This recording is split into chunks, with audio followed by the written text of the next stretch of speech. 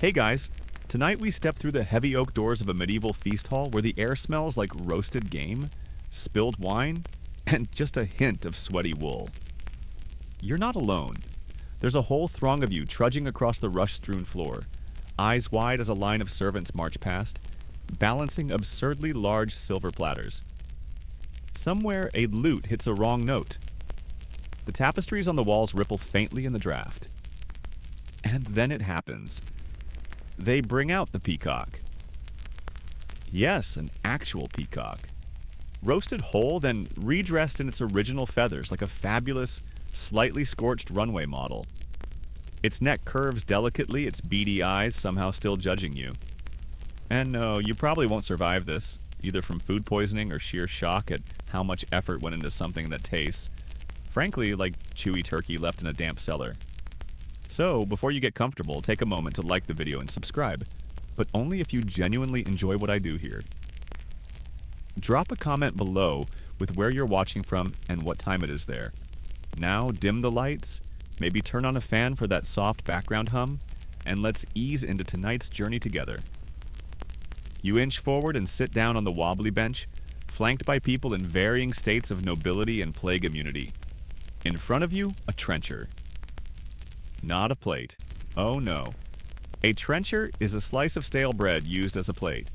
And once you're done with it, someone else, usually a beggar or your hounds, gets to eat the soggy result.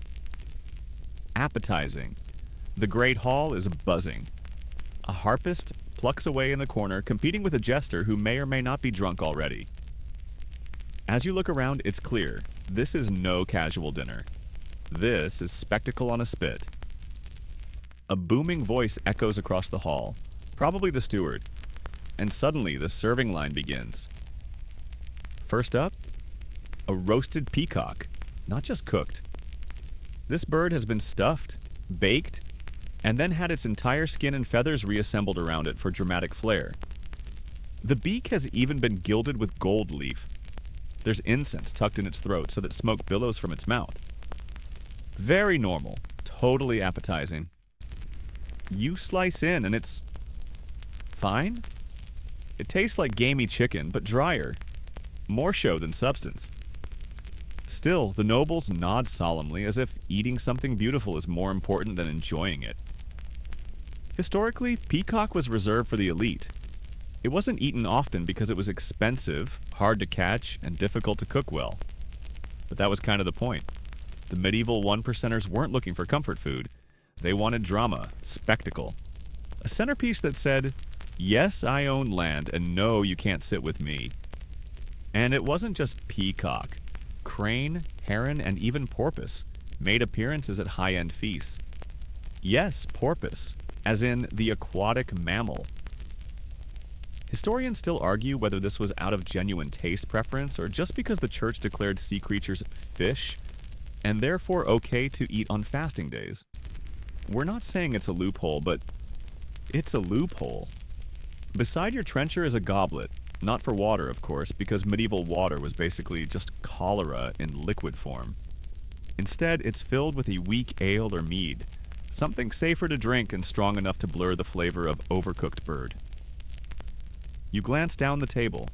A noblewoman is carefully dissecting a capon, a rooster that's been castrated to fatten it up. Yep. Castrated rooster. Supposedly more tender.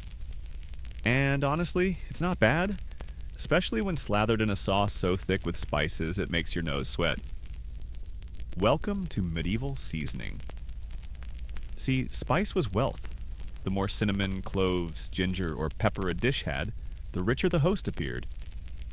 Never mind that the combination could turn your stew into something that tasted like mulled socks. It impressed people. That's what mattered. Oh, and remember, no forks. Those are for the Italians, and even they get judged for it. Here, it's fingers, knives, and a communal napkin the size of a tapestry. Hygiene is more of a general vibe than a strict policy. As the servants bring out more courses, you notice something odd. The food isn't arriving in a sequence you'd expect. No starter, main, dessert logic here. Instead, roast meats, sweet pastries, and spiced fruits come tumbling in together. It's chaos. Delicious, buttery chaos. Someone next to you bites into a fritter filled with rose water and almond paste. Dessert? Maybe. Breakfast? Also maybe. The medieval menu doesn't care about your modern categories. If it's edible and decadent, it's fair game.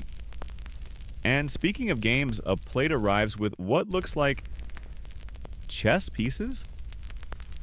No, those are sugar sculptures. Yes, sugar.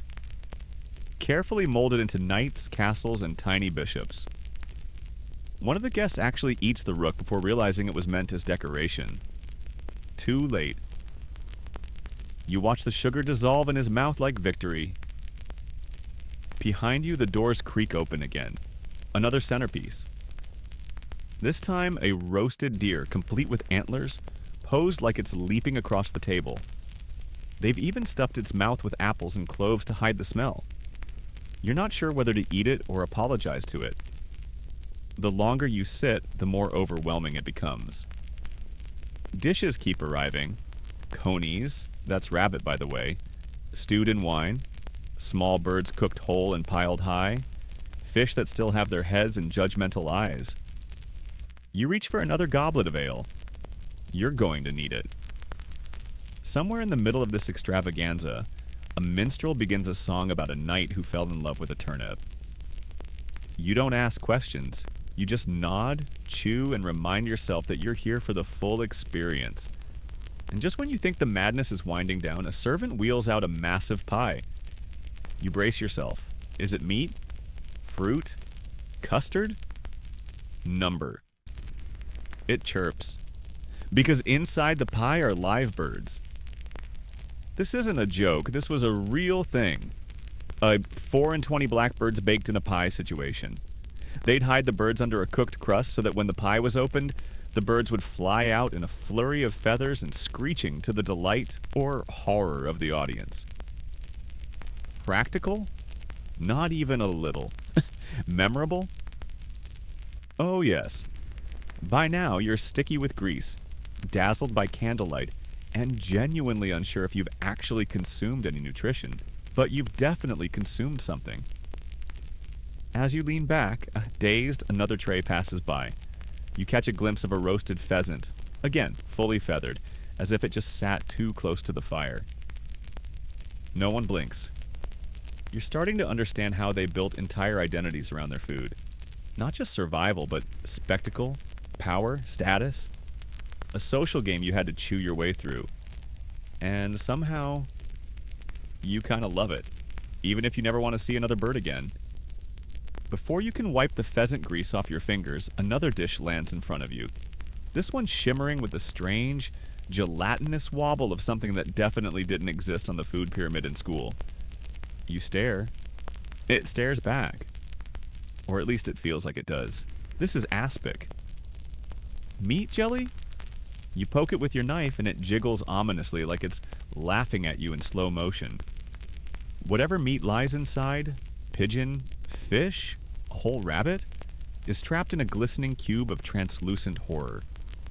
Think of it as medieval Jell-O, but made with boiled hooves, bones, and absolutely no fruit. It's cold, salty, and eerily smooth. And you're expected to eat it without screaming. To be fair, this stuff wasn't just weird medieval prank food. Aspic had its fans. The gelling process came from collagen released when boiling bones, usually veal or pig's feet.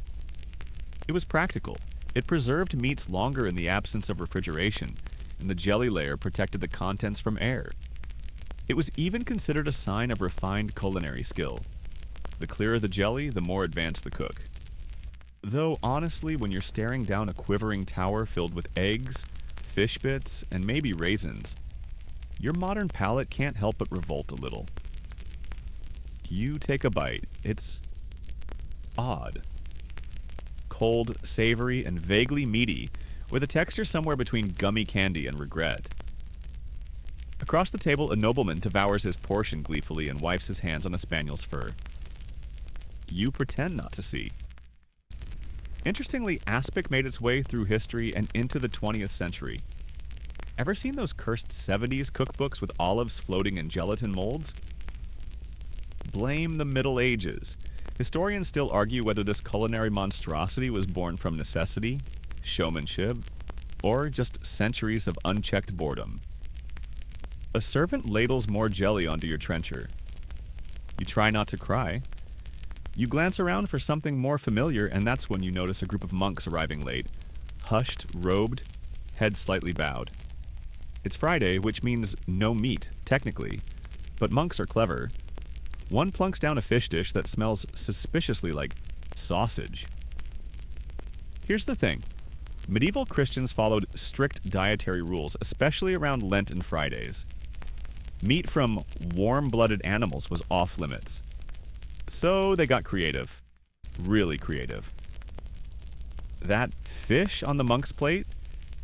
It's probably a fake-out, made from pounded almonds, breadcrumbs, spices, and fish stock, molded into something that looks like meat, tastes like meat, but isn't quite. Sometimes the deception was even more elaborate.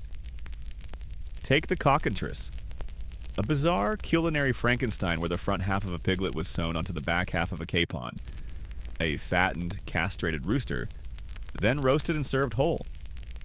Because why not? You blink.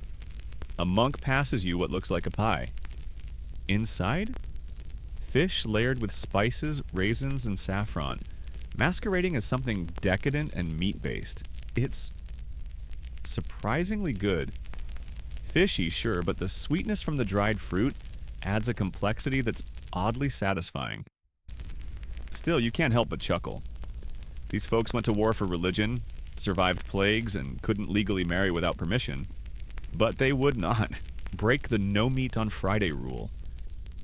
Even if that meant dressing up salmon like sausage and calling it holy. It's around now that a group at the high table begins to chant softly. You realize they're blessing the next course. That's when it hits you. This isn't just dinner. This is ritual.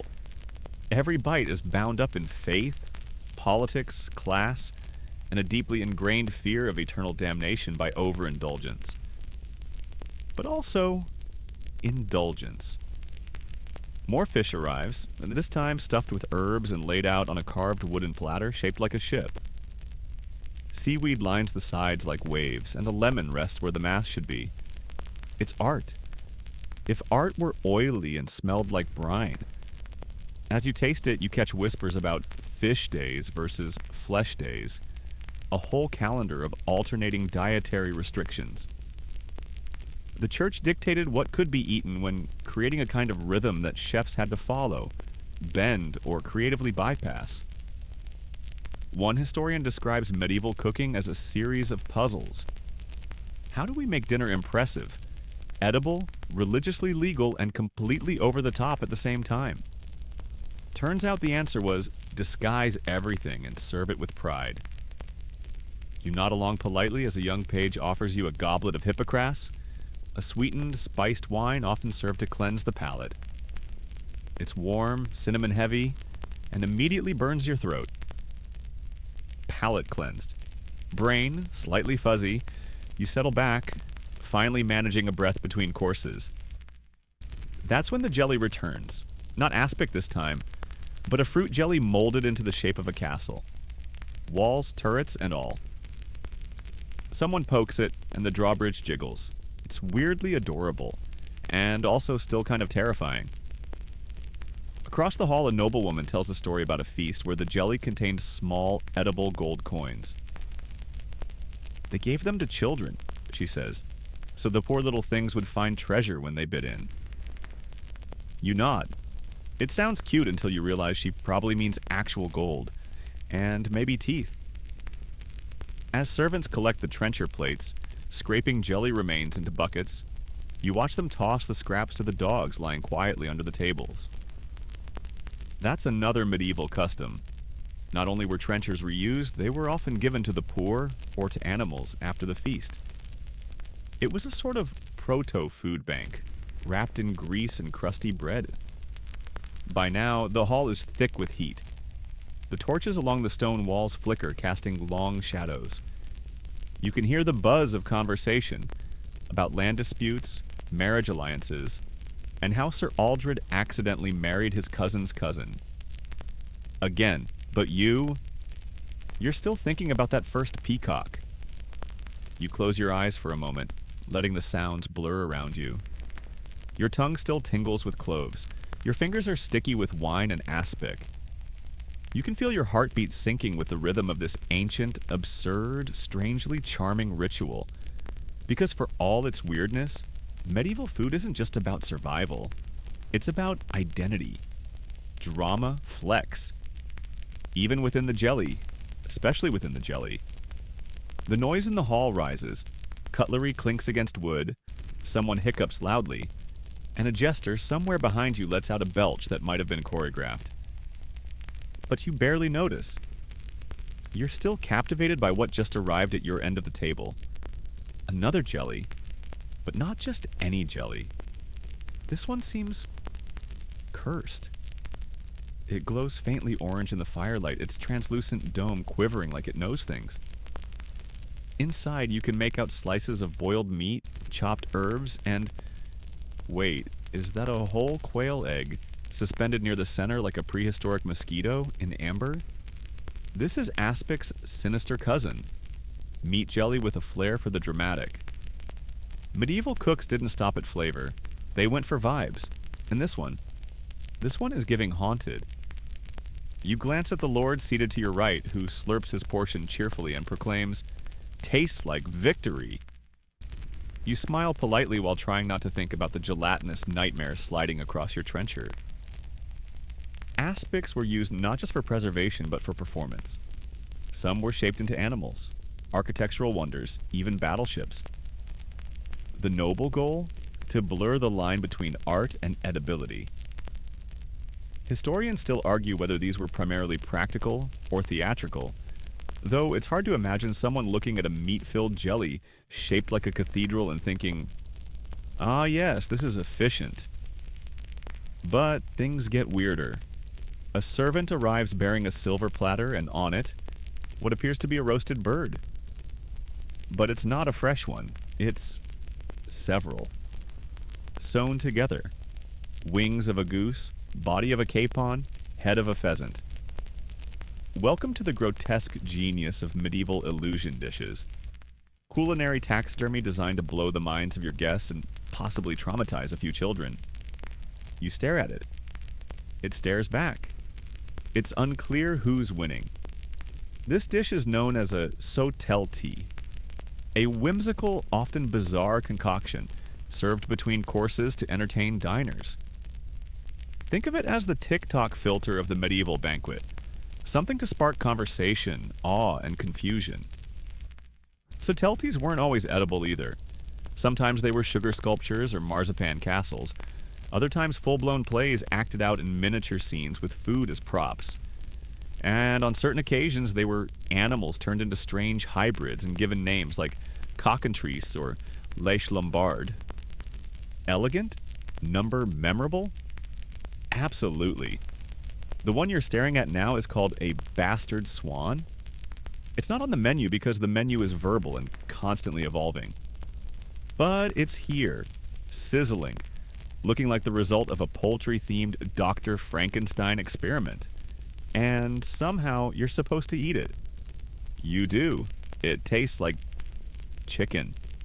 All of it tastes like chicken, except with more grease and a touch of guilt. Suddenly, the candles dim and a hush falls over the crowd. A procession enters the hall, musicians playing lutes and rebecks, servants in fine linen holding trays, and in the middle, two men carry something massive beneath a silver dome. The steward bellows, "The king's pie!" People clap. You do too, mostly out of fear.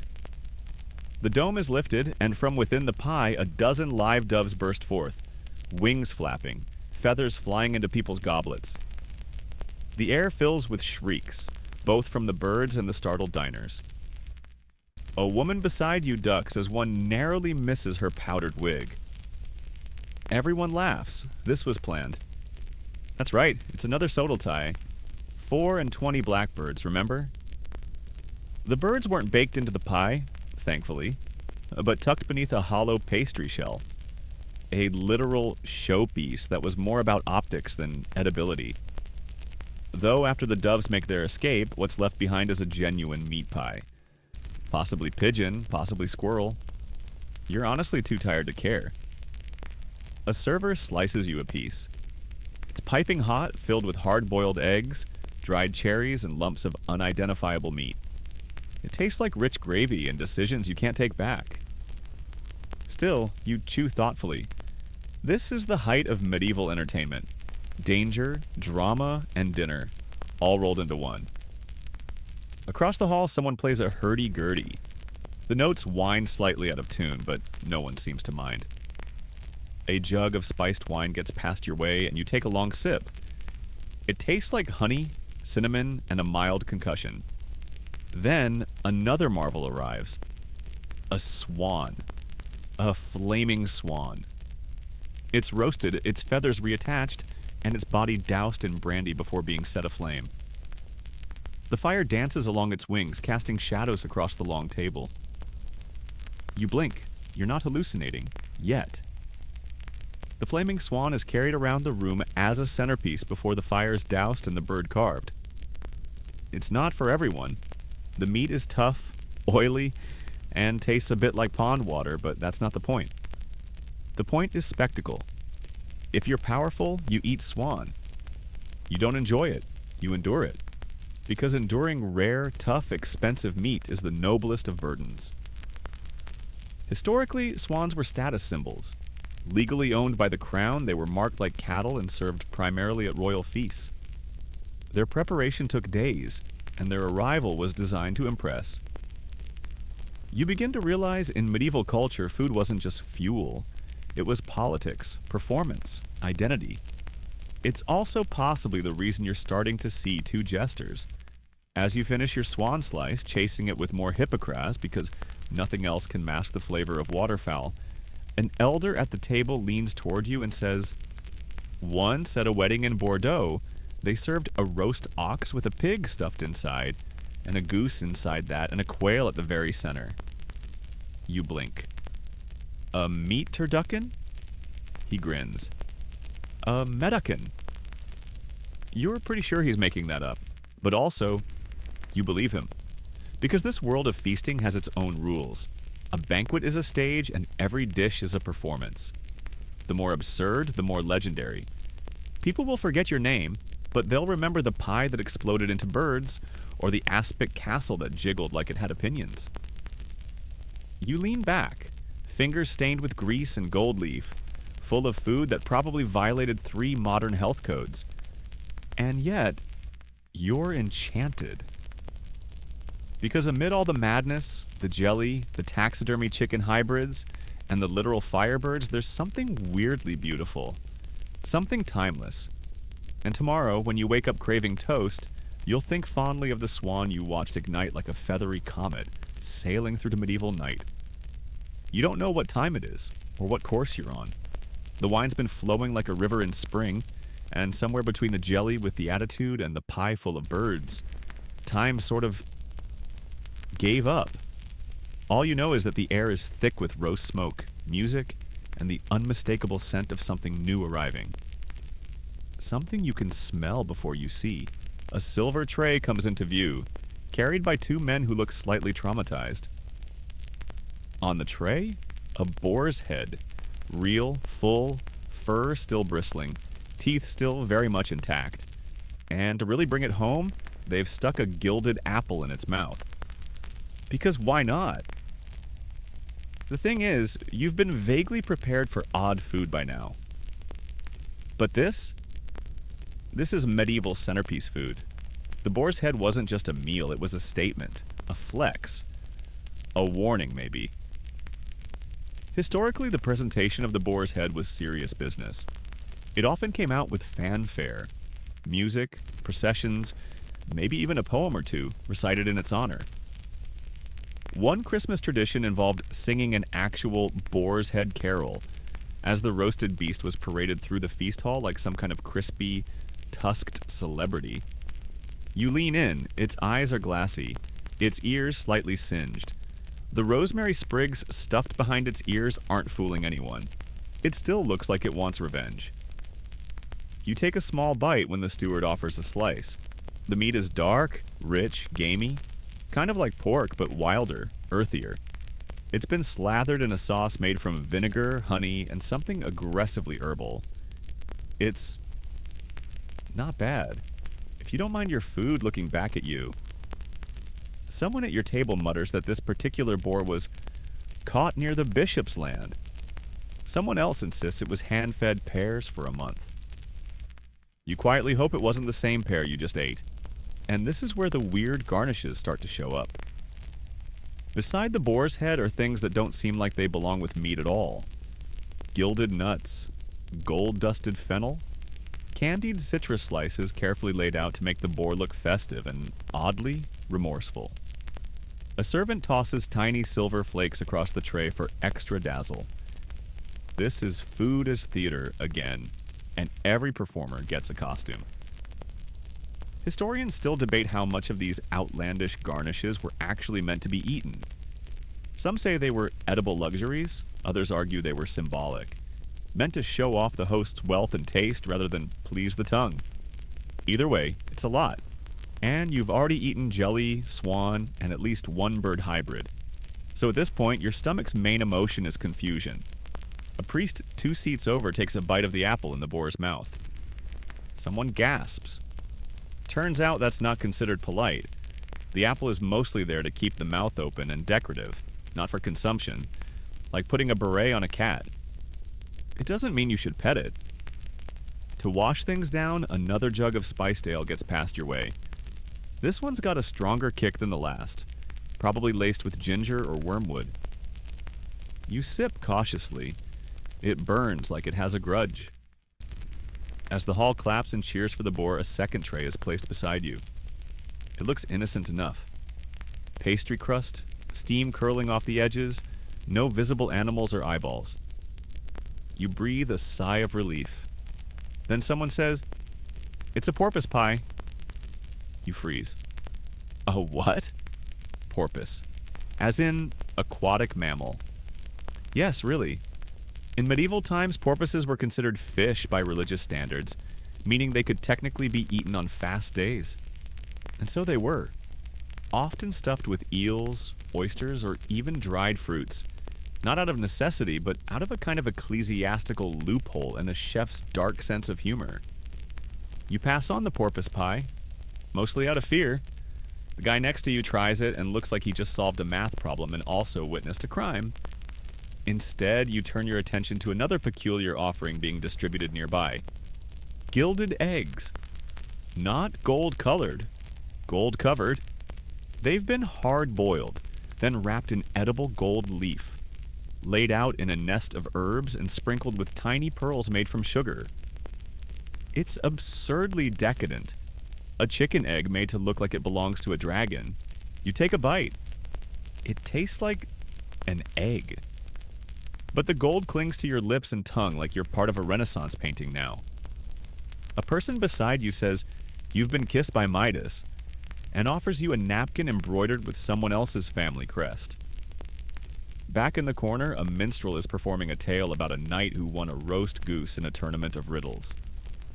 The punchline is terrible, but no one minds. You're too full, too warm, too slightly buzzed to protest. You glance around and realize that no 2 tables are eating exactly the same thing. Some have access to whole roasted deer, others are nibbling on preserved fruits dipped in honey and wrapped in fig leaves. One group is eating something green and suspiciously slime-like. Another table is sharing a giant pie shaped like a shipwreck. Every dish is a little weird, a little overdone, and a little impressive. And every dish has one thing in common. It is designed to be remembered. A woman across from you offers a bite of her pheasant stew. It's been cooked in almond milk, spiced with cloves and saffron, and served in a bread bowl. You try it. It's soft, rich, sweet, almost like eating the savory version of bread pudding. She smiles and says it's her favorite.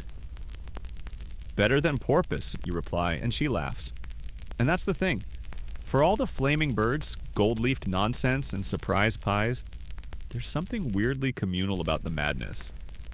These feasts, strange and lavish as they are, aren't just about showing off. They're about sharing, about being seen, about being fed in the deepest sense. Food here is memory. It's celebration, it's ritual, and it's really, really weird. The boar's head is finally carried away, its apple replaced mercifully, its eyes closed with silver coins. Someone raises a toast in Latin, and you respond by raising your goblet of whatever this is. You're not fluent, but cheers feels universal. And just as you start to wonder if maybe this was the peak of strange medieval food, a monk wheels in something that looks suspiciously like a cheese round. You're not ready, but it's coming anyway. You can smell it before you see it. A low, creeping aroma wafts through the great hall, cutting through roast meat, stale ale, and singed bird feathers like a knight through a battlefield. It's sharp, earthy, and alive? You turn, squinting through the firelight. There, wobbling on a carved oak cart, is a wheel of cheese, round, cracked, and vaguely sweating under the heat. The monk pushing it wears a peaceful, slightly deranged smile. This, clearly, is his masterpiece. His moment. You brace yourself. Because this isn't brie. This isn't cheddar. This is medieval cheese. And medieval cheese did not come to play. The wheel thuds on the table in front of you. The top is cracked open like a treasure chest, and what emerges is, well, horrifying. The smell intensifies. You're hit with notes of old sock, ammonia, and a tang that makes your eyes water a little. This, dear listener, is likely the ancestor of casu marzu, the infamous Sardinian maggot cheese. And yes, it's exactly what it sounds like. Though it's debated whether this medieval version actually had live insects in it, historians are divided, probably for their own sanity. We do know that cheese back then was often fermented in ways that would horrify modern food inspectors. A noble across from you picks up a slice with a tiny silver knife, eats it, and sighs with pleasure. You gather your courage and cut yourself a piece. It's creamy on the inside, crusty on the outside, and tastes like someone tried to make yogurt in a thunderstorm. You nod politely. Your soul whimpers quietly. But weird cheese was a flex. Medieval lords prided themselves on having aged cheese so pungent it could legally be declared a weapon. The funkier, the better. Some cheeses were wrapped in herbs or ash, others left in cellars to mold slowly over months, sometimes even years. Monasteries were known for producing their own signature varieties, often fiercely protected like trade secrets. In some regions, cheese was used as currency. It could be traded, taxed, gifted, or hoarded during famines. One lord in France reportedly offered a wheel of prized sheep's cheese as a dowry. Romance, right. But cheese wasn't just for nobles, it was also survival food. A peasant's lunch might be a hunk of hard cheese, a crust of black bread, and a few onions. And they were grateful for it. In a world where most meat was seasonal, dairy, especially in solid, storable form, was life. Of course, not all cheese was cursed. Some were milder. Soft white cheeses made from goat or sheep milk, stored in clay jars or wrapped in grape leaves. But that's not what you're eating tonight. Tonight you are eating the wild child of the cheese family.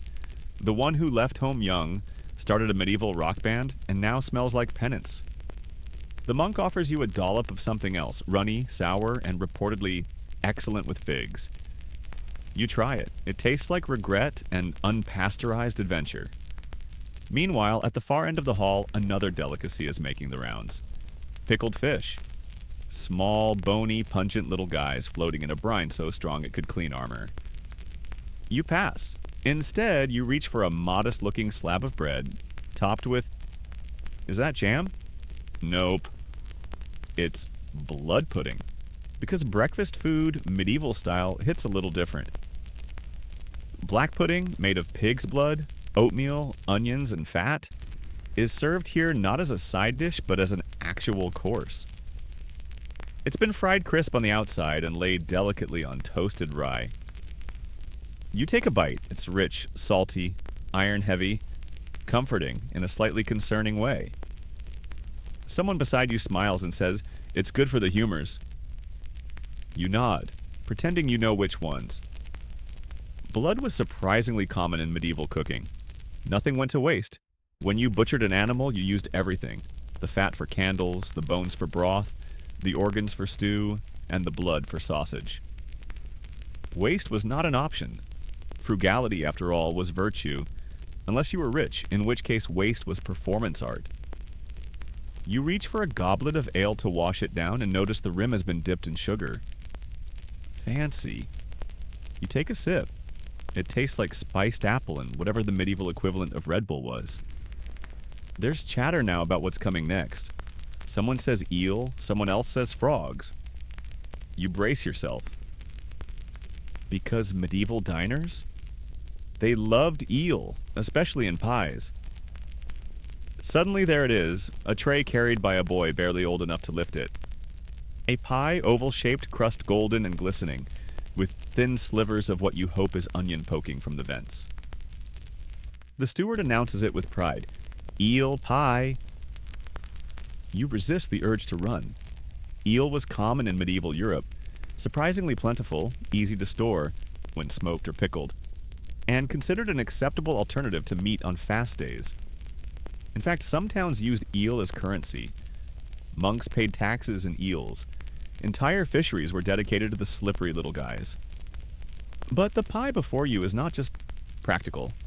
It's lavish. Stuffed with chopped eel, saffron, raisins, nutmeg, and herbs. You cut into it and watch steam curl up like incense from a pagan altar. You take a bite. It's not bad. The eel is soft, like mild fish with a hint of chicken, and the spices lift it into something weirdly elegant. The raisins throw you off, but not enough to stop eating. You look up, cheeks full of eel pie, and lock eyes with someone else doing the exact same thing. You both shrug and smile. Because this is the feast, it's strange. Unapologetic, sometimes revolting, often incredible, but above all, it's alive.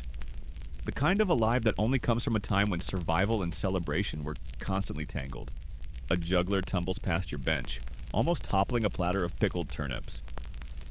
A drunk knight recites a love poem to his capon. And the monk with the cheese? He's passed out, smiling, one hand still resting on his masterpiece. You lean back, the taste of eel and honey lingering on your tongue. And somewhere deep in your overworked stomach, a cheese wheel rolls over and goes to sleep. You sit very still for a moment. Not because you're full, though yes, you are dangerously full, but because you're trying to figure out whether the stew placed in front of you is looking back. It's dark, brownish red, steamy. Floating in it are bits of something tender, something rubbery, and something that could either be a mushroom or a lung. You don't ask. You're too far in now. You've eaten swan, you've eaten gold, you've eaten jelly that had texture memory. There's no turning back. Welcome to the wonderful, chewy world of offal. That's right. Tonight's feature.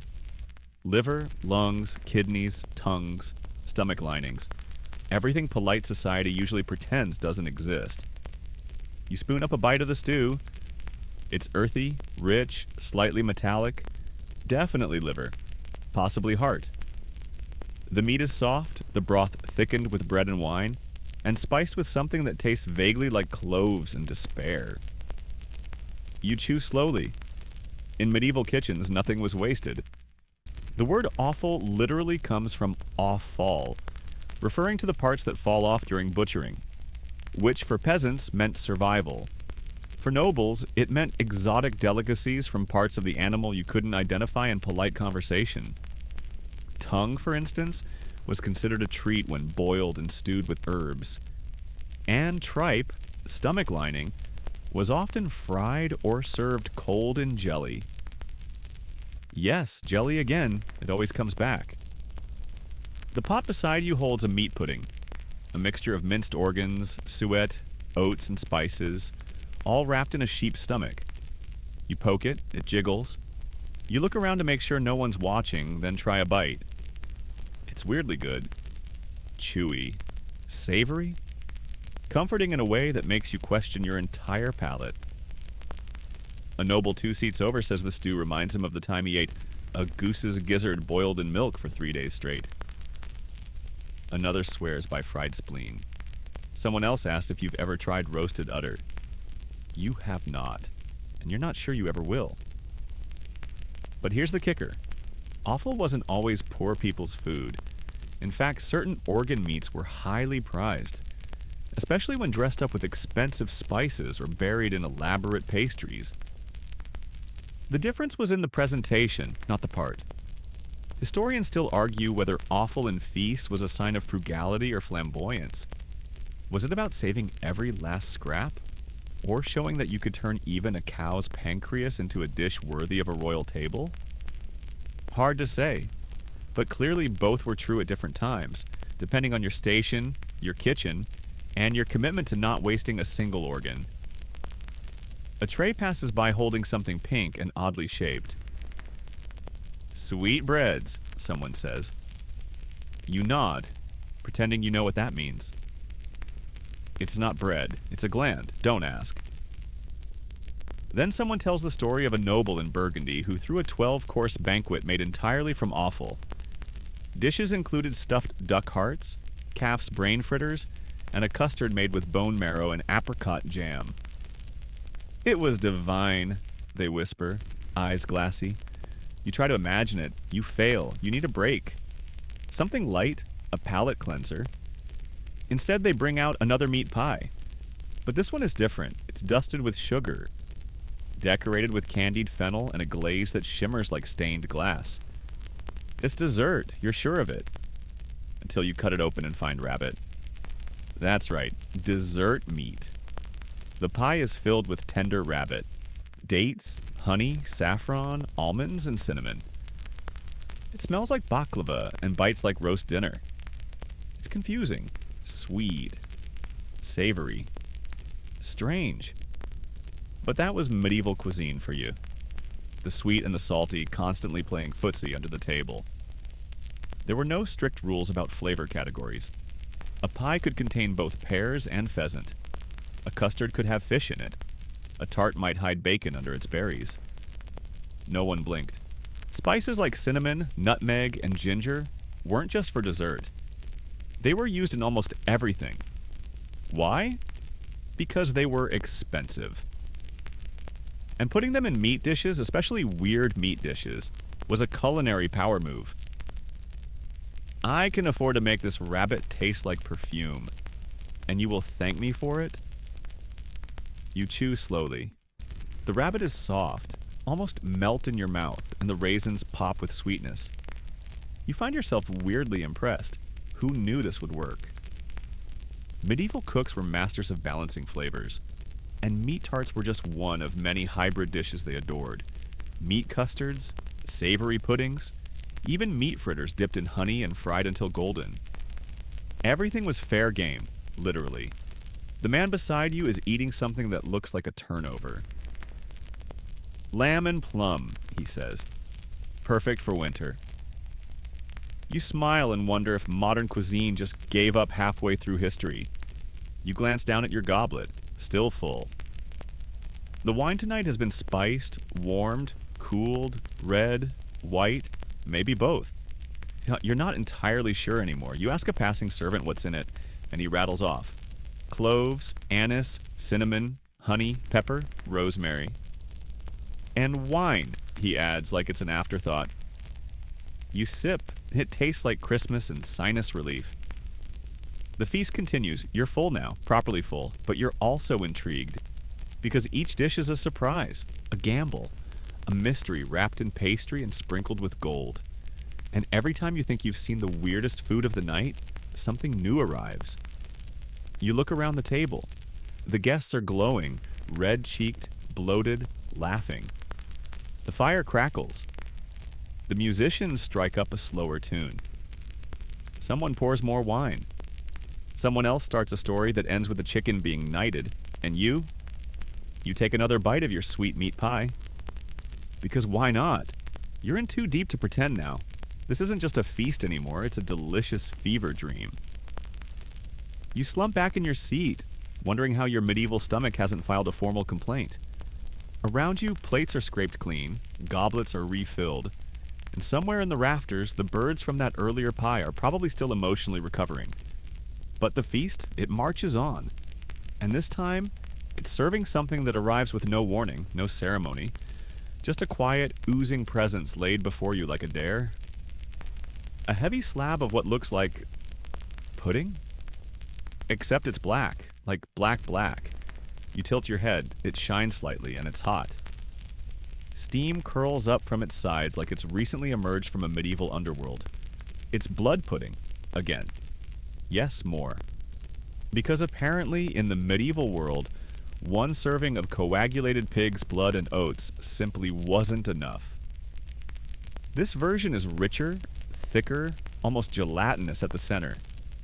The top's been seared, crisped, maybe even branded, and it's served with a dark onion gravy that smells like something your ancestors probably fought wars over. You glance at your neighbor's trencher. He's slathering his slice with mustard and smiling like it's his birthday.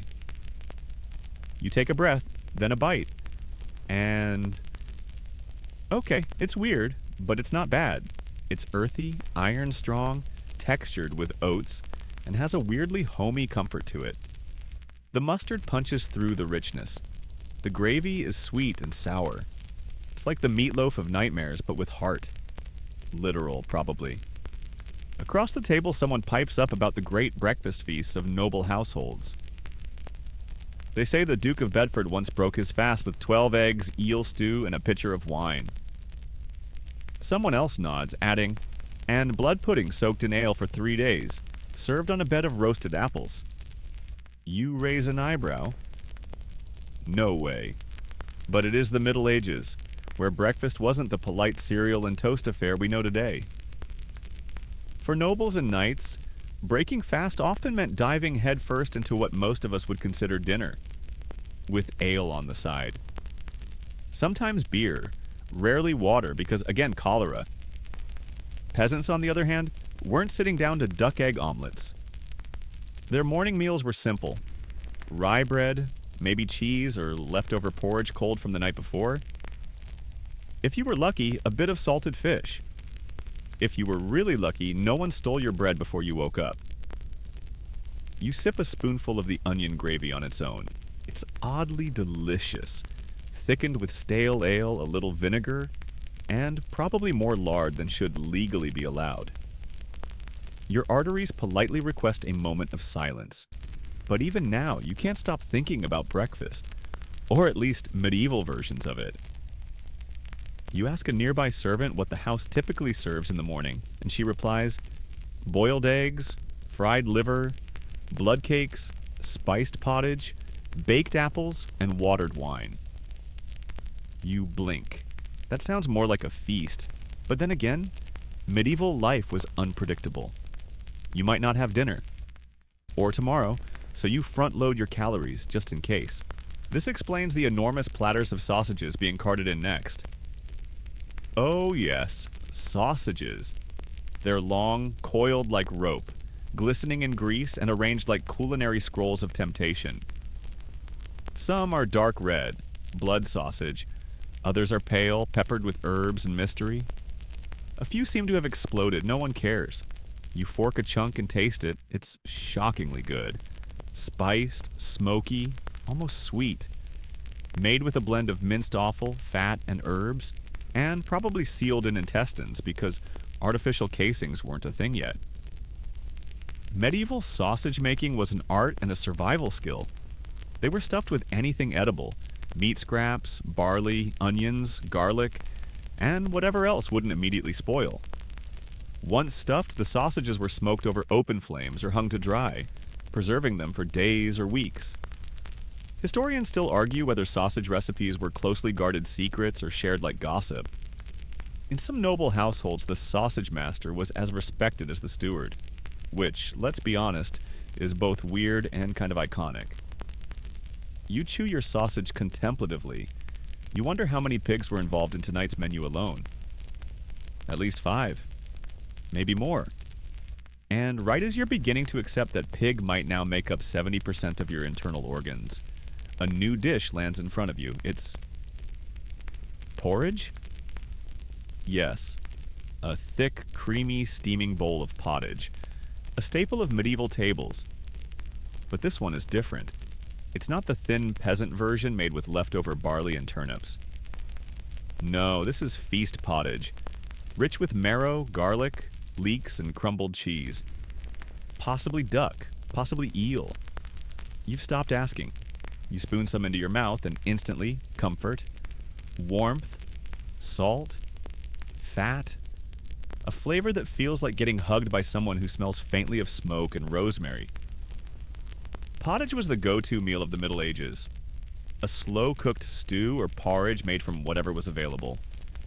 It could be thin and brothy or thick and hearty, depending on the day. Everyone ate it. Nobles added saffron and wine. Peasants added hope. The man beside you tears off a chunk of dark rye bread and dips it in his bowl. Best eaten with your hands, he says. You follow suit. It's messy. It's hot. It's delicious. And at this point, you feel like you are the feast. No longer just a guest, but an actual participant. Grease-slicked, wine-warmed, and fully inducted into the medieval rhythm of eat, sip, laugh, repeat. You look around the room. Laughter echoes. Somewhere, someone plays a soft tune on a harp. A dog snoozes beneath the table, full of bones and dignity. The steward is shouting for silence before the next course. And you take another bite of blood pudding, because somehow this is your life now. And honestly, you're not mad about it. You try to stand. Bad idea. Gravity suddenly feels optional. Your stomach sways gently like a ship anchored in gravy. You sit back down slowly, with dignity, with caution. Your feet may still be on the floor, but your soul is curled up somewhere in a pie crust. And then, as if summoned by your fleeting hope that the courses might be winding down, it appears. Eel. Again. Not chopped, not stewed, not disguised inside pastry. This time it's bold. Naked. Whole. Its skin slick and shiny, eyes intact, mouth slightly open like it's whispering, "You thought you were safe." The eel lies in a silver bowl, coiled like a serpent at rest. Poached in wine and herbs. A few sprigs of parsley lie across its body, as if that's supposed to make any of this feel normal. Across the table, a lady picks up her knife and begins filleting her eel with practiced elegance. You suspect she was born into this. You, on the other hand, stare at it like it just insulted your family. Still, you're intrigued. You've survived flaming swan and meat jelly that jiggled like it had opinions. You can do this. You carve off a sliver. The meat is soft, oily, delicate in texture, but strong in flavor. Somewhere between catfish and snake, if that's a flavor you're brave enough to imagine. It's not bad. It's not great. It's eel. And medieval diners loved it. Eel was cheap, abundant, and technically a fish, which meant you could eat it on fasting days during Lent, and in those awkward moments when the church said no meat, and your stomach said, too bad. There were entire eel economies. Monks paid taxes in eels. Peasants owed rent in eels. Some towns even had dedicated eel weighing stations. The Doomsday Book, that massive medieval land survey, lists eels as a currency. That's how seriously people took their slippy, wriggling, protein-rich noodles of the river. You look down at your plate. One eel coil is gone. Another remains, staring. Someone tells you, helpfully, that Henry I of England died from eating too many lampreys. Not quite eels, but close enough to make you slowly put down your fork. Still, the pie form was more your style. You think back to the eel pie from earlier? Wrapped in saffron-laced crust, filled with chopped eel, raisins, dates, a little vinegar, a little mystery. That pie worked. This question mark. This is the eel in its purest form. No apologies, no camouflage. Just eel, and yet it's almost comforting. You've seen it so often now, it's like an old acquaintance. The weird cousin of the medieval feast. The one who shows up uninvited but somehow makes every party more interesting. The musicians start a jaunty tune. A few guests are clapping along, one's already on his third eel. You glance around the hall and realize, this isn't just indulgence, this is rhythm. A cycle, a tradition, and eel is at the center of it. The cooks used to stew eel with apples and onions, or roast it whole and serve it with vinegar and breadcrumbs. Sometimes it was pickled, smoked, even baked inside loaves of bread for transport. Portable protein. No refrigeration required. Just salt and hope. You try a second bite. Smaller. This one's better, more tender, more seasoned. You're starting to get it. Maybe eel is an acquired taste. Maybe you've acquired it. Or maybe you've just lost all sense of judgment. Either way, you chew. Nearby, someone loudly announces a poem in honor of eel. It's terrible. Rhymes eel with meal 5 times. People applaud anyway. You smile, you clap. This feast doesn't care if you love every dish, it only cares that you remember them. And, oh, you will. Because eel wasn't alone in the medieval waters. People ate everything they could net, hook, or spear. Pike, carp, perch, herring, sturgeon. Even whale sometimes if it washed up and no one was watching too closely. Monasteries often kept fish ponds stocked like larders. Towns had fishmongers whose stalls reeked gloriously of the sea. River fish, salt fish, dried fish, fish in paste, fish in sauce. So many fish, you start to wonder if the medieval diet was less land-based and more aquarium-adjacent. And yet, none seem to have the reputation of eel. Slippery, boneless, and mysterious, it made its way into noble feasts and peasant pots alike. Historians still argue whether eels were genuinely loved or just tolerated as the best of a weird aquatic bunch. Some suggest their popularity came from their texture, others from their symbolism. Sinuous, earthy, almost mystical. One thing's clear, the eel's reign was long and slimy. As your plate is cleared, you find yourself oddly nostalgic. You kind of miss it already. Not in a let's do this every day kind of way, but more like, I survived and I'd like credit. A fresh goblet of ale is passed your way. This one is darker, nutty, malty, thick as soup. It sticks to your teeth. You sip it like it's medicine, which, to be fair, it probably is. You lean back, finally feeling the slightest hint of fullness give way to fatigue. The fire crackles low. A few guests have begun to drift into private conversations. One man near you is asleep, head resting on a plate of dried figs. No one wakes him. You catch a whiff of rosemary and sage from the kitchen. New dishes are still coming. Of course they are. But right now, in this quiet moment between eel and whatever's next, you close your eyes for a second. Not to sleep. Just to honor the eel. It came. It wriggled. It conquered.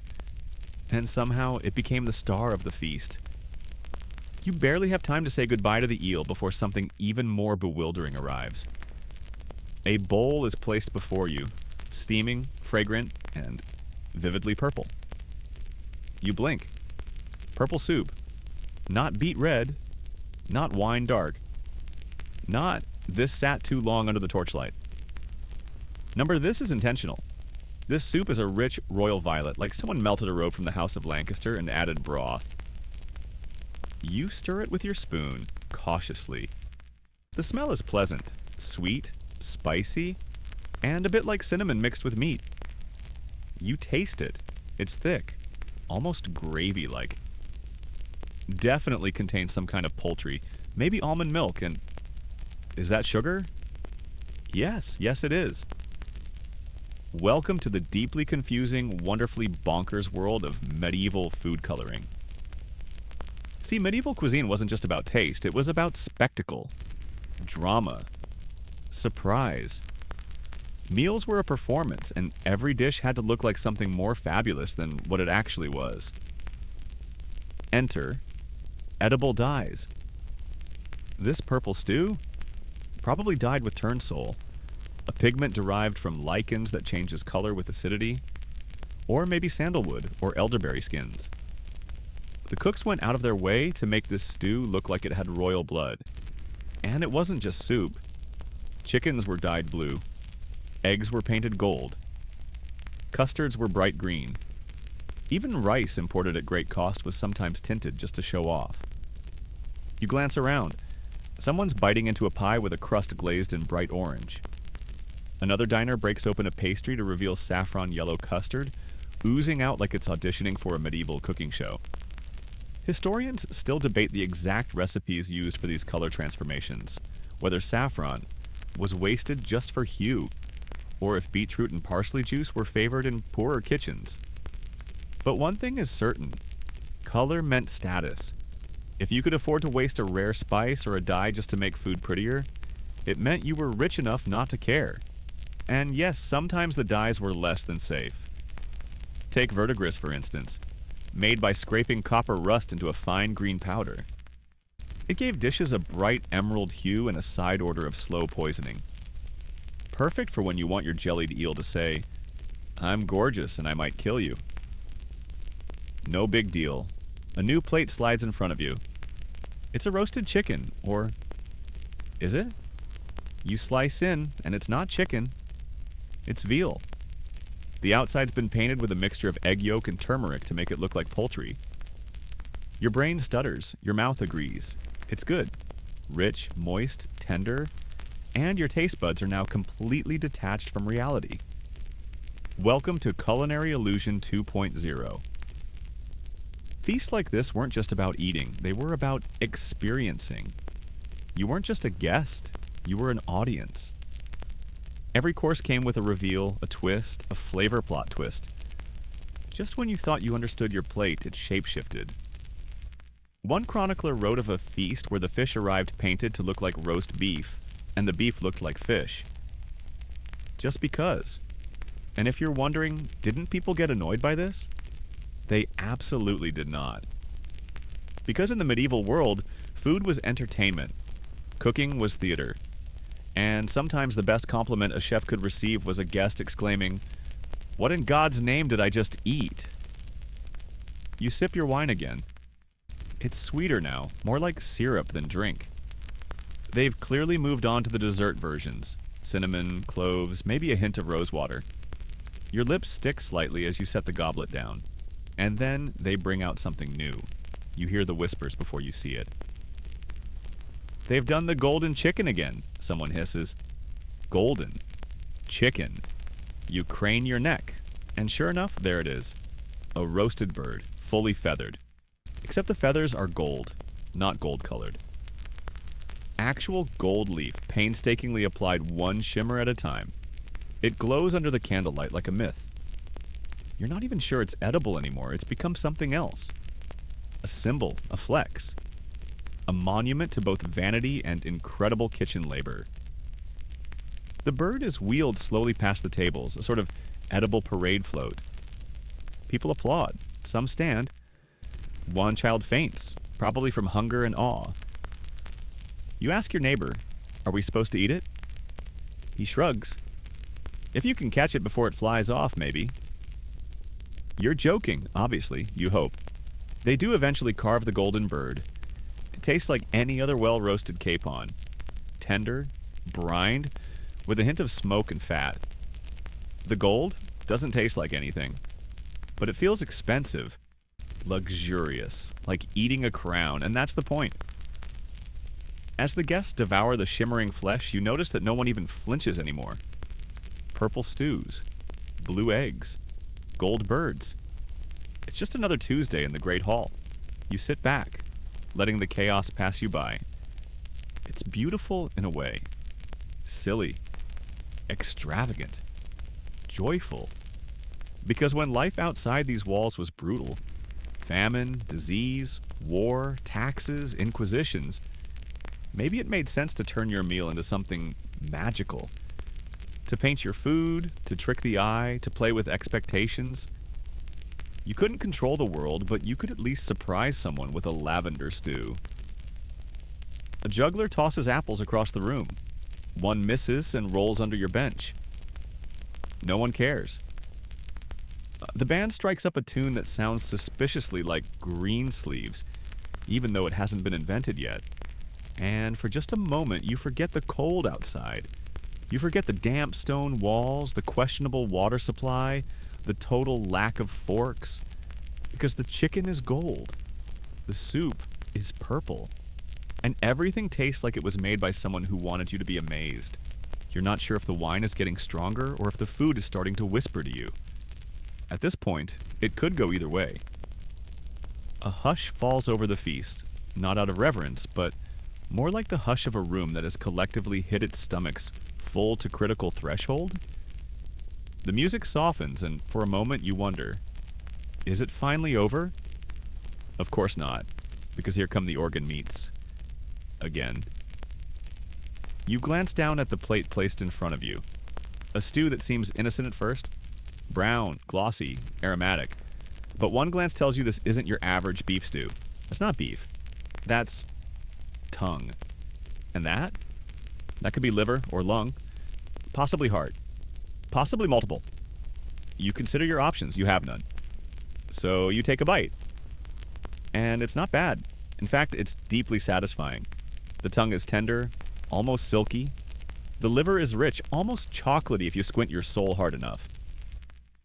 The broth has been thickened with wine and breadcrumbs, a little vinegar to balance the richness, and more nutmeg than should be legal.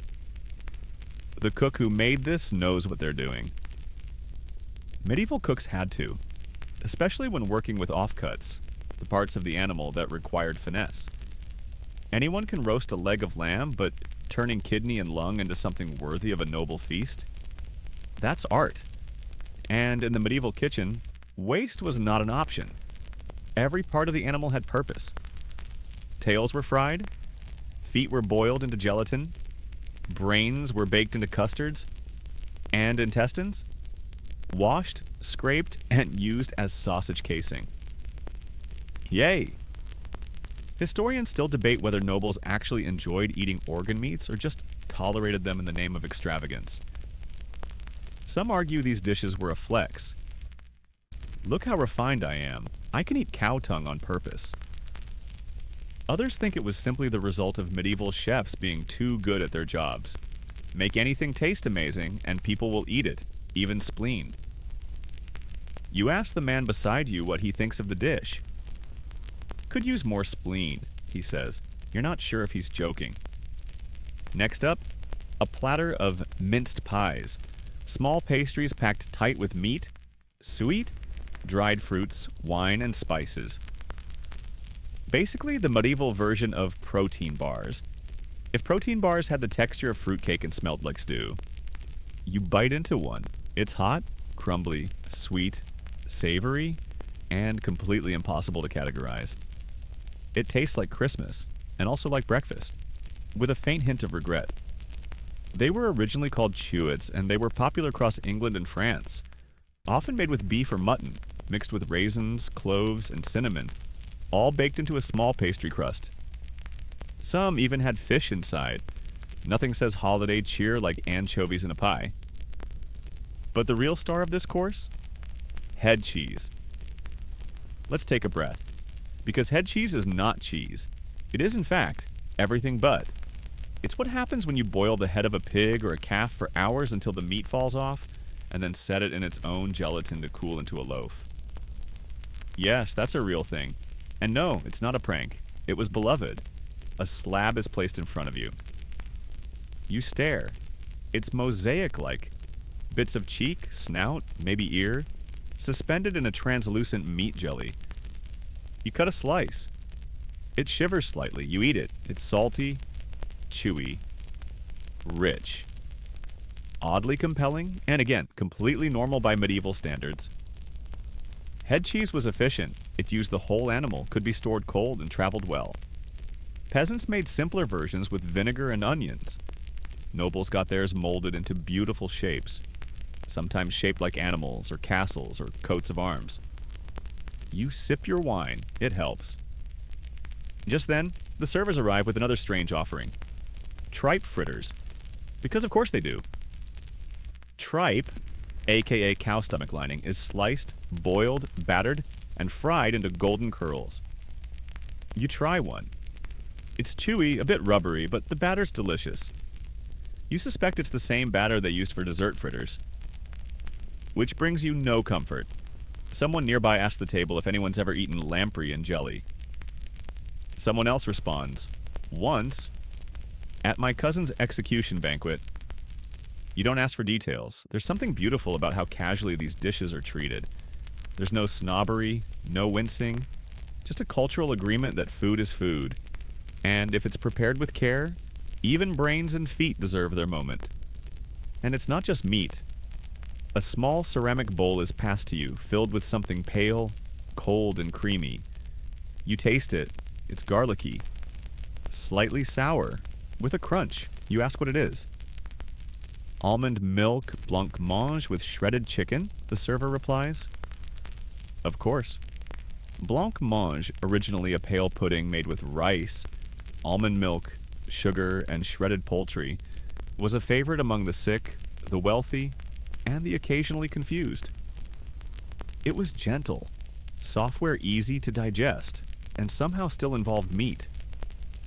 There were versions without meat, sure, but the highborn preferred theirs with a little chicken or fish. Because if it's not complicated and slightly unsettling, is it even a medieval dish? You spoon it slowly. It's soothing. It's confusing.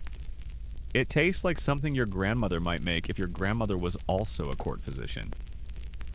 As you eat, you overhear a conversation about a glorious pie that once contained a live rabbit, which leapt from the crust wearing a ribbon and a tiny note that said, "Eat me last." You desperately hope this is folklore. You suspect it is not. A toast is called. You raise your goblet, now filled with spiced ale that tastes like nutmeg and wheat. The candles flicker low. You can feel the warmth of the hearth, the weight of the food, the strange comfort of being fed things that no modern restaurant would dare to serve. And as the last bite of tongue stew disappears from your trencher, you realize you've stopped asking what things are. You've started enjoying them anyway. Because here in the flicker of torchlight, surrounded by nobles and jesters and cooks who turn stomachs into stories, you are not just eating, you are feasting. And you are all in. You think dessert is next. You hope dessert is next. You pray silently, reverently to whichever medieval deity is listening, that dessert is next. And then it arrives. A sugar-crusted tart, golden and glistening under the candlelight, is placed before you. It smells sweet, buttery, spiced. There's a drizzle of honey on the crust, and a dusting of what looks like cinnamon. You breathe in deeply, savoring the moment. Finally, a break from jelly meats and internal organs. A sweet ending. You cut into it. Inside is rabbit. You sit back. You stare at it for a long moment. Then you sigh. Because of course it's rabbit. This is meat dessert, a medieval classic. You take a bite, cautiously. It's good, really good. The rabbit is tender, slow-cooked until it almost melts. The sweetness of the dried figs and honey balances the savoriness. There's a touch of saffron, maybe some ground almond, and, yep, a hint of rose water. You chew slowly. It's a surprise, yes, but not a bad one. Just confusing. You see, the medieval mind didn't separate sweet and savory the way we do today.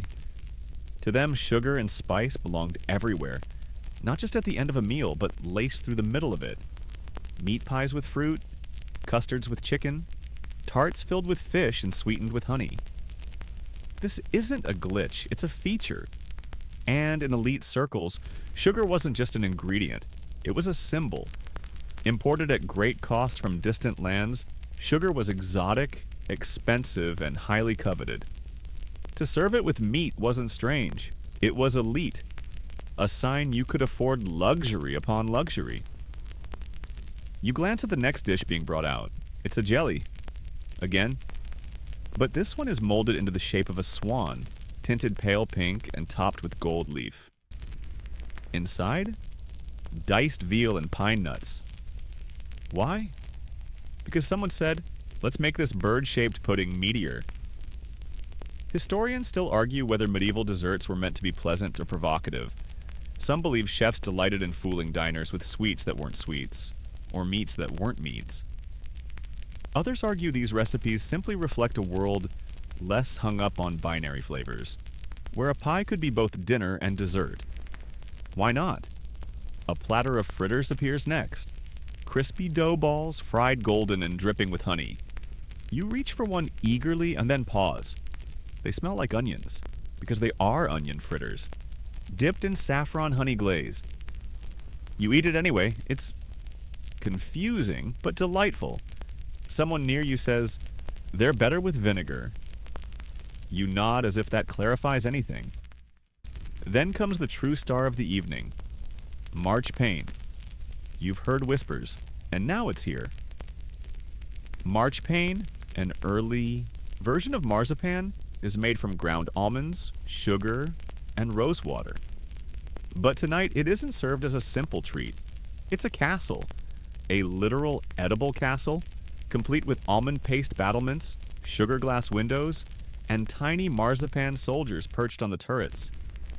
There's even a moat filled with currant jelly. A small flag flutters from the top, painted with edible ink. You swear you see the cook wiping a tear of joy from his flour-dusted face. Marchpane castles like this were rare, even among the elite. They took days to construct and cost a small fortune in ingredients. But when they appeared, they stunned. This wasn't dessert. This was art. And to destroy it with a knife? A strange kind of honor. The host rises and makes a show of slicing off one tower, handing out the first taste. You get a corner of the parapet. Almondy, chewy, perfumed with rose water. It's delicious. Finally, something sweet that actually tastes sweet. More delicate sweets appear. Candied rose petals, preserved ginger slices, sugar plums. Yes, they're real. And tiny wafers flavored with anise and pepper. You try them all. Your mouth is a carousel of textures. Sticky, brittle, floral, warm. Then comes a curd tart with saffron and egg yolk. Its color is bright as the sun. Its texture silky. It's oddly savory. A custard, but not quite. You can't stop eating it. Next, a bowl of snow. Not actual snow, but a dish called snow. A whipped concoction of cream, egg whites, sugar, and rose water. It's light, fluffy, and topped with sprigs of candied mint. You eat it with a carved wooden spoon and feel, for the first time all night, refreshed. Someone hands you a candied fennel root. It crunches like sugar glass. You wonder if your dentist would approve.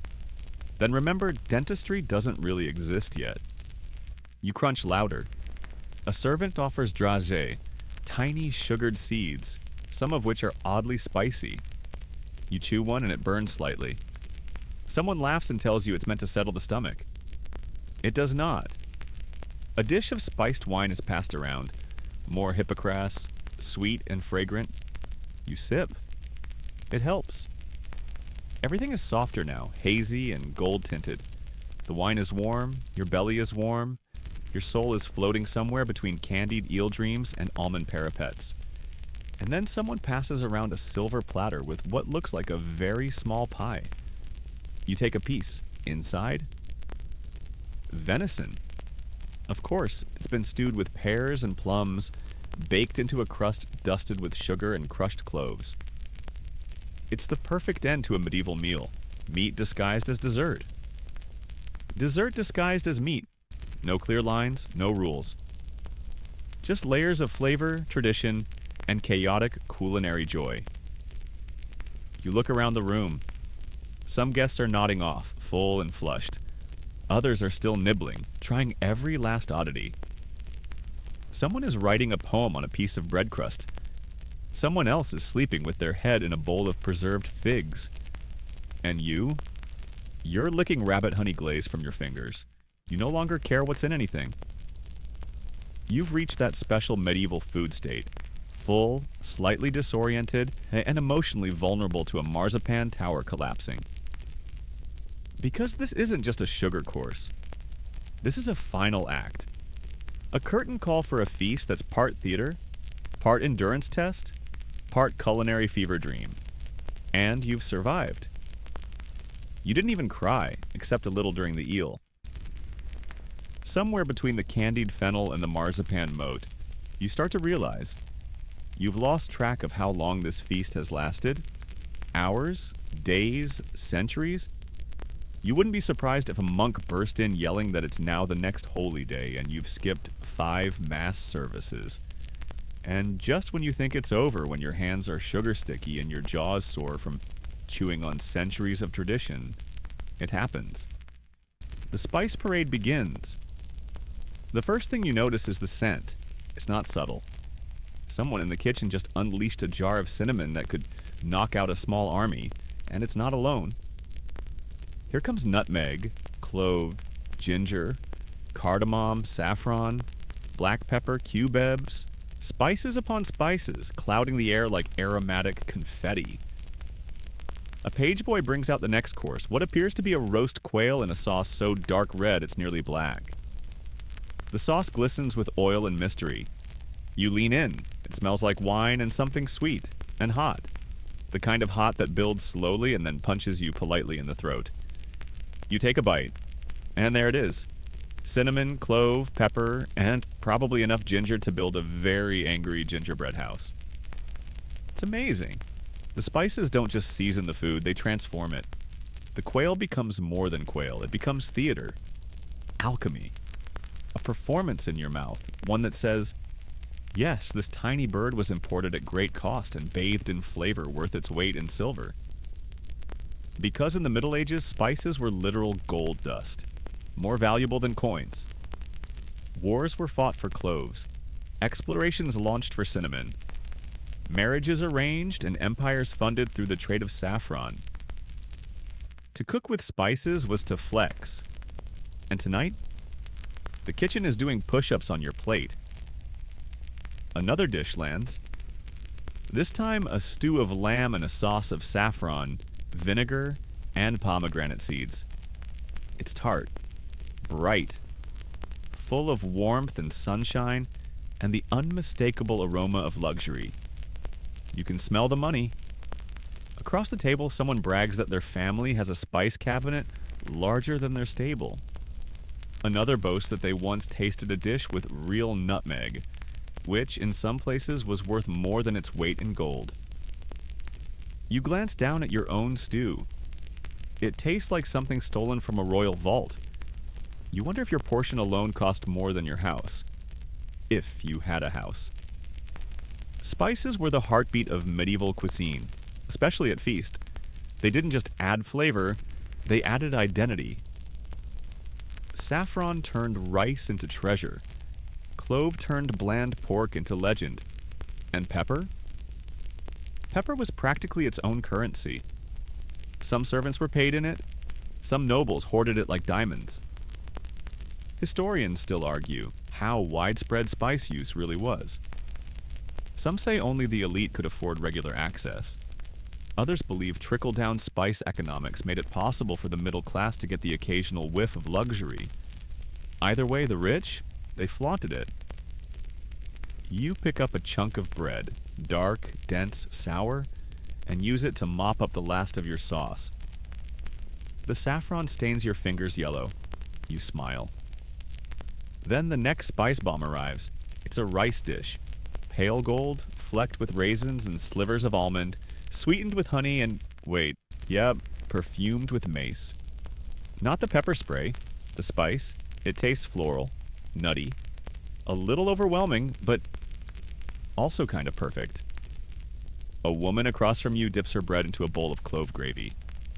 A man to your left stirs his wine with a cinnamon stick so thick it could double as a cudgel. Another guest casually mentions that the king's personal chef once made a pie using 21 different spices. The tongue never recovers. he says proudly. You sip another goblet of Hippocras, spiced wine again, this time heavier on the ginger. It burns just enough to remind you you're alive. You catch yourself wondering if your bloodstream is now 40% cloves. Probably. No regrets. A server walks by with a jar of preserved cherries steeped in wine and pepper. You grab one. It's sweet, sharp, and just a little wrong. Like cherry pie and mulled wine got into a fight, and both won. Then comes the comfit train. Sugar-coated seeds, herbs, and nuts designed to settle the stomach. They're like medieval Tums, but prettier, and tastier, and possibly still full of pepper. One guest crunches on a fennel comfit and says, "Cleanses the humors." Another chews a candied anise seed and mumbles, "Good for the spleen." Everyone here seems to have a favorite spice. You're becoming partial to nutmeg, which shows up in nearly everything. It's in the meatballs, the pies, the drinks. You've chewed on enough of it to see through time. There's laughter now, louder, looser. The feast is hitting that golden hour when bellies are full, cheeks are flushed, and spices are turning everyone into part-time philosophers. Someone declares that cinnamon is proof of God's mercy. Someone else declares that saffron smells like victory. A third says nothing but cradles a bowl of peppered lentils like it's a newborn child. You smile. Because you get it. This isn't just seasoning, it's celebration. It's the glitter in the medieval kitchen. The stardust that turned turnips into temptation and fish into festival. And amid all the fire and chaos of life in the 1300s, maybe a spoonful of clove was all it took to remind people that the world could still be dazzling.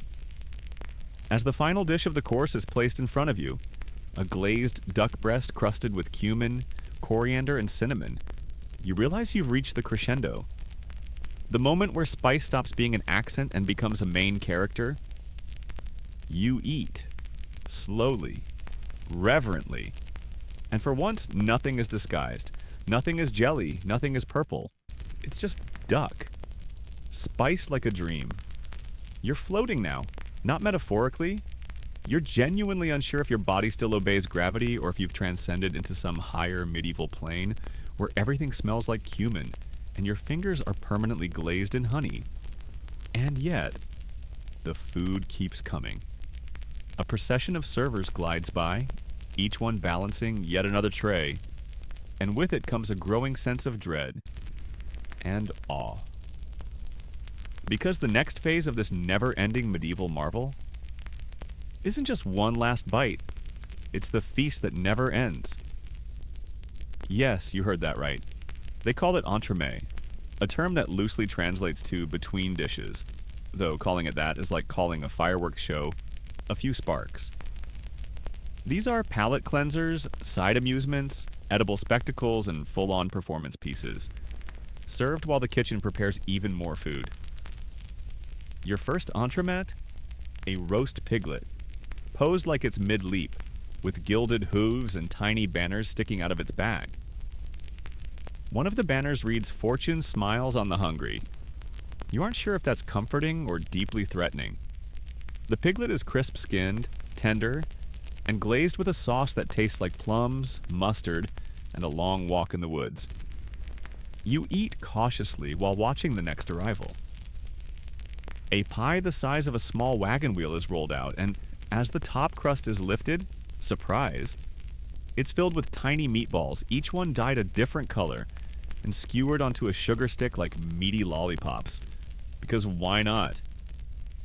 A minstrel announces the dish as the jewels of the king's table. You eat a red one. It tastes like lamb and cinnamon. You eat a green one. That one? Minted veal. You skip the blue. Something about a blue meatball just doesn't sit right. From across the hall comes the sound of gasps. You turn and witness a parade of roasted birds. Each one smaller than the last, arranged in a row from goose to quail.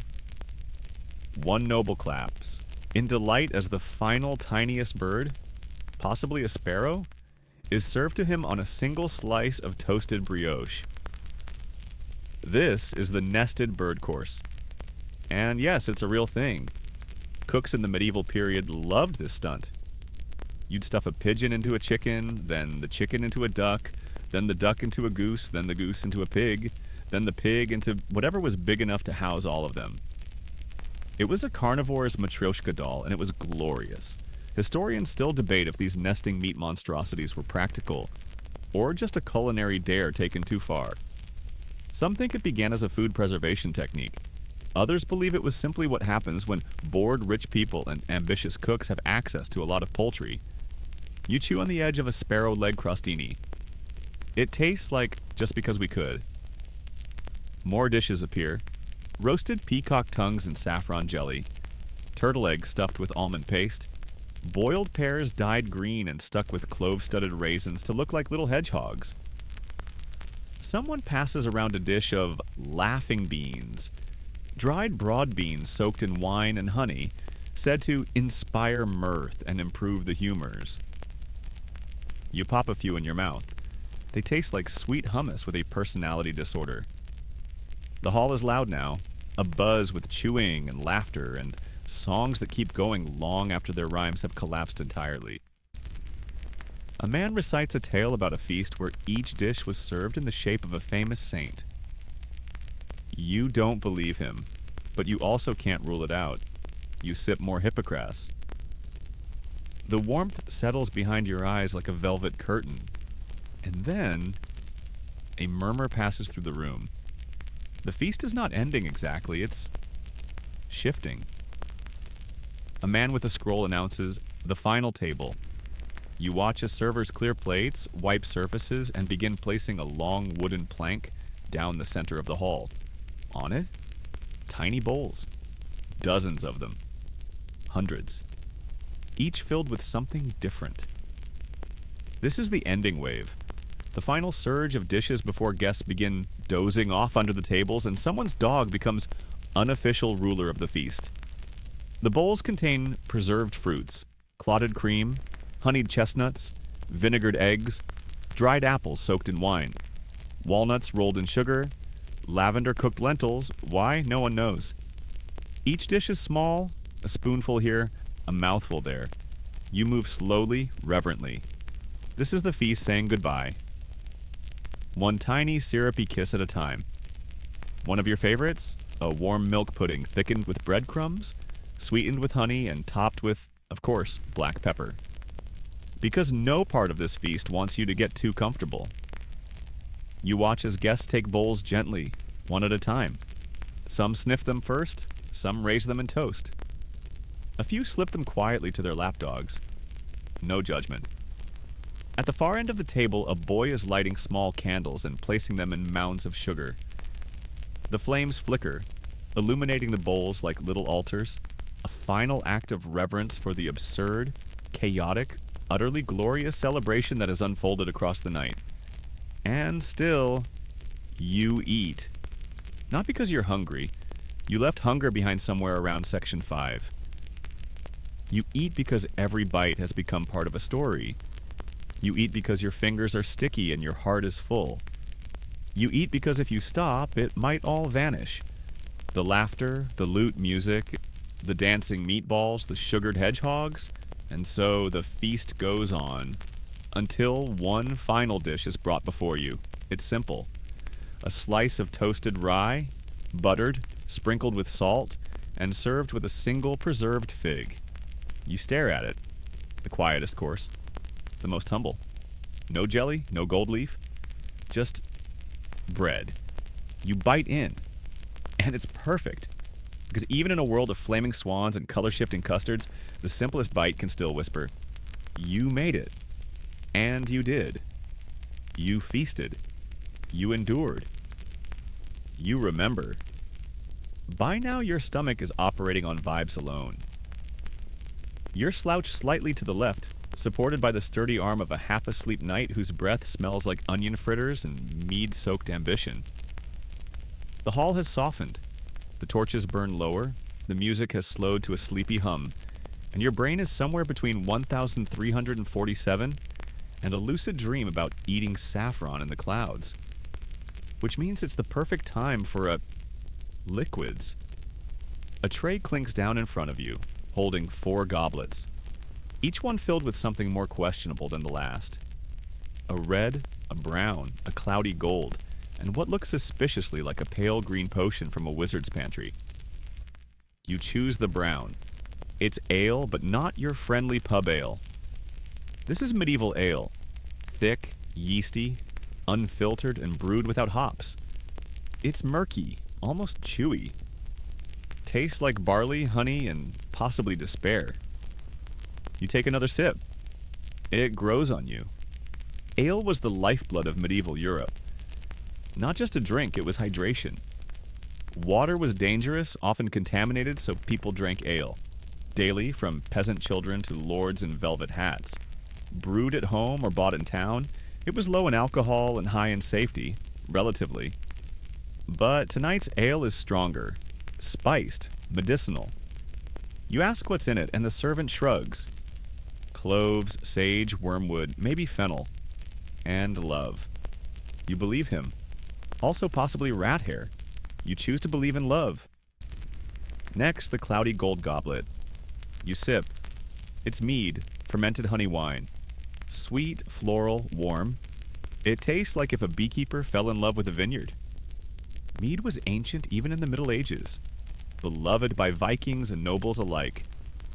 Its sweetness cuts through the richness of the feast, and suddenly your tongue is awake again, singing Gregorian hymns of gratitude. You're smiling. You reach for the green. Now, this one's a mystery. It smells like herbs, tastes like peppery fire. Someone says it's a wormwood tonic, a digestive. You believe it's a medieval prank. Your throat burns. Your soul briefly leaves your body. You cough. Someone applauds, you laugh, or maybe wheeze. Hard to tell. The last goblet, deep red. You know this one. Wine. But medieval wine wasn't quite what you'd find at your local wine shop. It was often diluted, spiced, or even smoked. Stored in barrels, not bottles. Sweetened to mask sourness. You taste fig. Clove. Maybe rosemary. It's good. Deep, rich, full of memories of roasted meat and candied fish and questionable custards. You lean back, and the drinking stories begin. One noble recounts how, at a wedding in Milan, the bride's dowry included a fountain that poured red and white wine for 3 days straight. Someone else insists they once drank cinnamon beer, brewed by monks who spoke only in verse. A woman across from you is giggling into her cup, telling the tale of the jester who got so drunk on honey mead, he challenged a roast goose to a duel. She grins. The goose won. And then someone brings out the strange jug. It's clay, painted with weird symbols. The man carrying it has no eyebrows, and his hands shake like he's holding a curse. The steward announces the contents with a flourish. Mandrake wine? Everyone goes quiet. You've heard stories. Wine infused with herbs and roots said to cause dreams. Or visions. Or wild hallucinations involving hedgehogs riding goats. You're intrigued. You sip. It's earthy. Bitter. And then sweet. Suddenly your eyes feel enormous. The lights seem warmer. The flute player in the corner sounds like he's underwater. You blink. A roast pheasant smiles at you. You blink again. It doesn't. Historians still argue whether drinks like this were used recreationally, spiritually, or just because people like to get very weird before bed. Mandrake, wormwood, henbane, all of these made appearances in medieval apothecaries and kitchens. Drinking culture in the Middle Ages wasn't just about merrymaking. It was medicinal, mystical. Every brew had a purpose: to warm, to soothe, to cleanse, to inspire.